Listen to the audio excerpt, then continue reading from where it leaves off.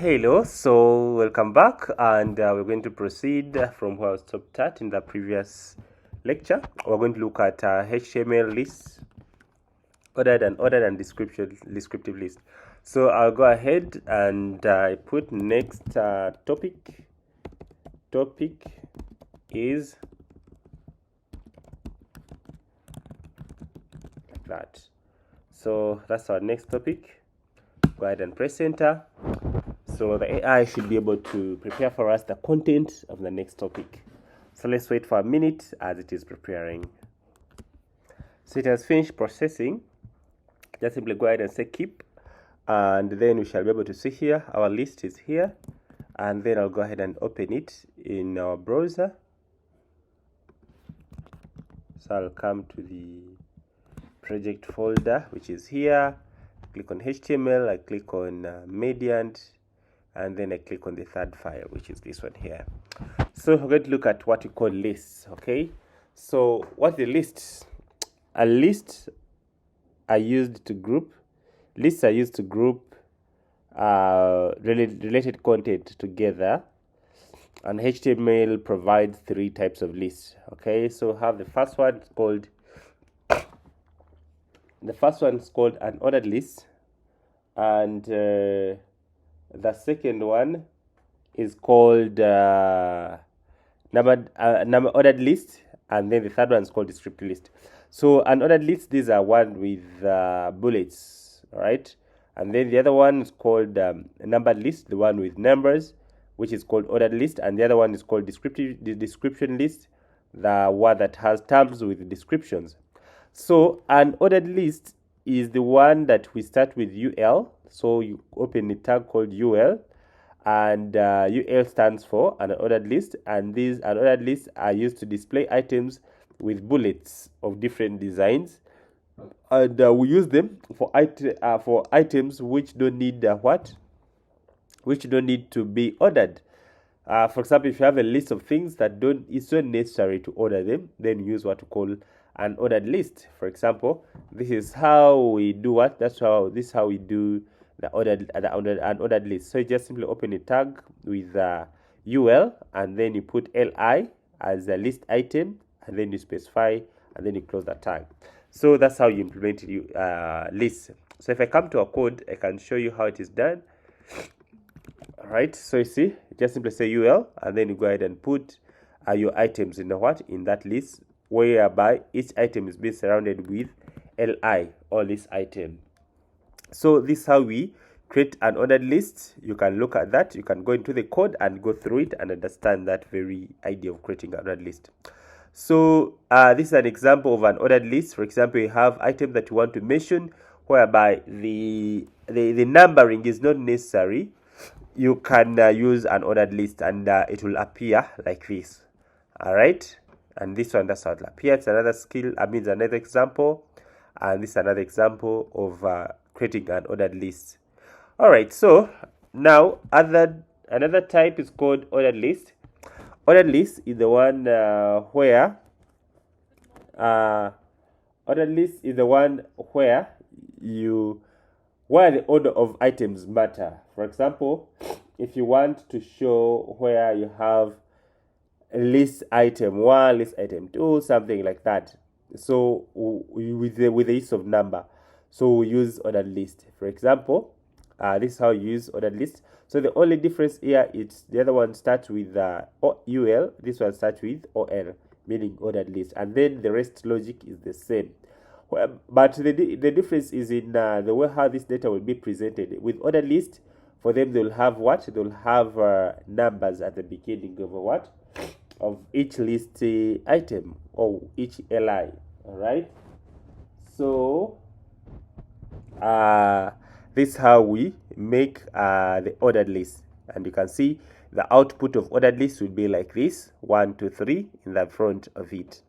All right, so you can look at those three different examples of ordered list, and you can proceed to the code since I've shared with you this source code. And look, I don't want you to rush. Just take your time so you can understand concepts properly and see how the simple ordered list is implemented. Yeah, so Another thing is ordered list types. So we can use different types of orders. So if we just simply say just ordered list without specifying the type, it will go ahead and put 1, 2, 3 at each of list item. If we put type, it will go ahead and put and specify with A in front. For example, like this, it will go ahead and name your list with A, B, C, D. Right? So if I can show you here, so you have a type of A. So here you put this attribute in the very first in the very first tag, or the opening tag, and then you'll be able to see ordered list like this. And then if you put A, the small letters, so your ordered list will be with A, B, C, D, as you can see here. And then if you put I, capital letter, it will be in capital Roman numerals, and if you put I in small letters, it will be in small Roman numerals, and it will be ordered like that. So there are different types of a list that you may need for your different HTML list. And then we have starting number. So for example, if you want to start at a specific number, you can go ahead and say 5 as a from. So you specify here a value called from in the ordered list. So you just simply say start, and then you put the value where you want this list to start from, as you can see here. So if I can say from 5, it means that this list will go ahead and start from 5 and proceed from there, like this. But just simply say start and then specify the value. So that's how you can specify the number where your list should start from. Likewise to the rest of the list. So this one is useful maybe for continuing list. Maybe a list started from here and you want to continue from here. You can make use of that to continue your list. And then we have reversed ordering. All right. So if you want to a list to start from the bottom to the top, you have to use this word reversed. So you pass this attribute called reversed, and then your list will be reversed. As you can see here, it is starting from from the 5th to the last. You can think of different ideas of how you can make use of these lists. And then you have another one called nested list. Nested lists are the one that where we have more than one list in a single list. For example, here you can see this nested list. Inside it you have fruits, and then here you have types of fruits, and then you have vegetables, have type of vegetable, you have dairy, you have types of of dairy. So those are, you call them nested lists. You can think of how you can make use of these lists in your own way. So to make a nested list, you just simply open an ordered list or ordered list in a normal way, and then inside it you open a list item, and then inside that list item you can go ahead and put another list inside it, and this is how you do it. So you can pause the video and look at how the nested list can be created, and you see that it is actually making sense. So that's how you make nested lists. So you can make nested lists for an ordered list. You can make nested lists for an ordered list, and nested lists for ordered lists. And then you can as well make a nested list for mixed up types of lists, or different types of lists.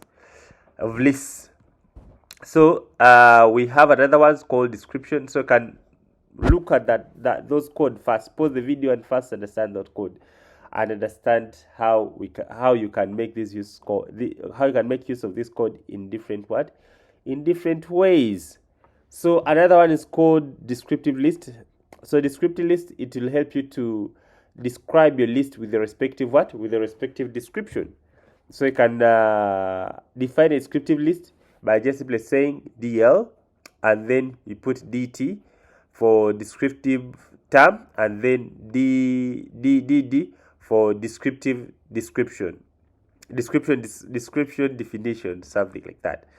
So this is how you make a descriptive list. For example, I can just say here DL as my opening tag, and then I go ahead and put DT, and I put here term 1, and then I give it a description, okay, or explanation for that term. Likewise, I do the same for this. So our output will be something like this, where we shall have an item with its description, an item with its description. And you can achieve that by looking at or by implementing it using this code structure or code block. So I want you to think deeply and see how you can make use of this kind of descriptive list in the project that you're going to be doing it to be building. So here's an example of a descriptive list. For example, you just simply say brand is this, its model is this, and its size is this, its RAM is this one, and then its storage is this, and then its price is this. So and it will be formatted in this way. So that's the best example of how you can make use of descriptive lists. Please proceed into the code and see how you can even style your descriptive list in a better way or in a different way. Pause the video and look at that code and understand it. So we can proceed to the contact example of a descriptive list. And also another thing that we may need to look at is the way how you can style lists. So you can style lists in a different way. You can even be able to change the way how the bullets should look like. So this is how you can change. For example, you may need an ordered list to have a square based bullets. So you just simply put here list style square in the parent of a list, and then those list bullets will be squared. You can use circles, you can use none. So if you want none, then there will be no padding. You can be able to color your list items by making use of this. So you can style the list item itself and maybe give it a color or give it things that you want to act only on that particular list item. So here is another practical of how you can do a list. We do use lists for navigation. So if you didn't know, our navigation can also be used as list, or list can be used as as our navigation menus. So you can look at this code and see how the list has been made to flow in a horizontal way, and then how we are able to do to put their different links as a list items menus. You can see that way. So we use also list as menus. So we also use list for checklist, something like this. We also use list for course outlines. For example, you can say this course, and then you give this is a nested list. Here we're making use of nested lists. For example, you shall have HTML basics, and then you say structure elements like this. Then you shall look at CSS, and then you say selectors, properties, and layouts, and then JavaScript variables. So you can as well make a list to describe something of this kind. We can also make lists to describe components of a feature, for example, basic plan and maybe pro plan. So you can as well make lists to achieve something like that. So you have your div, and then here you have the first plan, which is a list which has a title and then the description, and then also lists title and then the description. So here are the best practices that you need to keep in mind when dealing with lists. Pause the video and look at them. And then here is the summary of what we have covered. So before you go to another video, make sure that you practice and make sure that you are able to understand how to deal with an ordered list. You're able to understand how to deal with ordered lists. You are able to understand what is meant by description list. You're able to understand what is a list item. You should be knowing that tag, how it is an individual item, the type of attributes, to change the numbering of a list, or the numbering style, to change where the list should start from, to reverse the list, to make the list to be nested, where you can have more than one list in a same list, and also styling the list using CSS, and also understanding the best practices of lists. So make sure that before you go to the next video, you understand everything that has been put in this summary. So by doing so, you'll be able to progress properly while knowing things, and also go to also try to practice to get your hands dirty, so you can be able to practice while you already know. So I'll share with you this code.